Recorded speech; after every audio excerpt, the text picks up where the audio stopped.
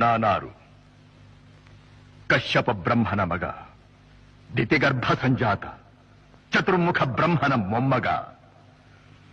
ವಿಧಾತನಿಂದ ವಿಧಿ ಬರಹವನ್ನೇ ಬದಲಾಯಿಸಿ ಮರಣವನ್ನೇ ಮೆಟ್ಟಿ ನಿಂತ ಮಹಾವೀರ.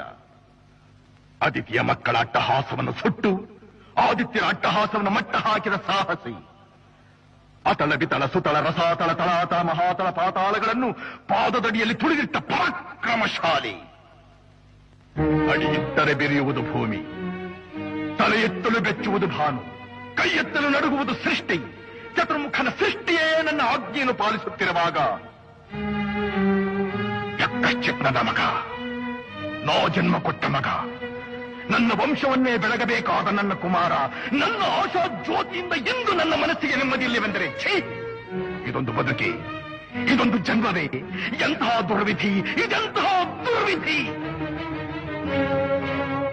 ನಾನೇ ಸರ್ವಶಕ್ತನೆಂದುಕೊಂಡರೆ ಅದಾವ ಶಕ್ತಿ ನನ್ನ ಎದುರಾಗಿ ನಿಂತು ಕಾಡುತ್ತಿದೆ. ಅದಾವ ಶಕ್ತಿ ಪುತ್ರನನ್ನೇ ಶತ್ರುವನ್ನಾಗಿ ಮಾಡಿದೆ. ಅದಾವ ಶಕ್ತಿ ಅವನಿಗೆ ನನ್ನನ್ನು ಎದುರಿಸುವ ಧೈರ್ಯ ತುಂಬಿದೆ. ಅದಾವ ಶಕ್ತಿ ಅವನಿಗೆ ಸಾವು ಬರದಂತೆ ತಡೆದಿದೆ. ಅದಾವ ಶಕ್ತಿ ನನ್ನ ಮುಖಭಂಗ ಮಾಡಿ ತಲೆ ತಗ್ಗಿಸುವಂತೆ ಮಾಡಿದೆ.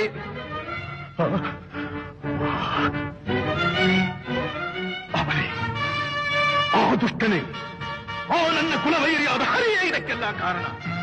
ಎಲ್ಲವೆಲ್ಲವೋ ಹರಿ, ಕಪಟಿ, ವಂಚಕಿ. ನನ್ನ ಮಗನ ಹೃದಯಾಂತರಾಳವನ್ನು ಹೊಕ್ಕು ಅವನ ತಲೆಯನ್ನು ಕೆಡಿಸಿ ಮನ ಬಂದಂತೆ ಆಡಿಸುತ್ತಿರುವೆಯಾ? ನಿನಗೆ ಪೌರುಷವಿದ್ದರೆ, ಪರಮ ಪುರುಷೋತ್ತಮನೇ ನೀನಾಗಿದ್ದರೆ, ನನ್ನಂತೆ ನಿಜವಾದ ಗಂಡು ನೀನಾಗಿದ್ದರೆ ಬಾ, ಬಂದು ನನ್ನ ಎದುರಿಗೆ ನಿಲ್ಲು.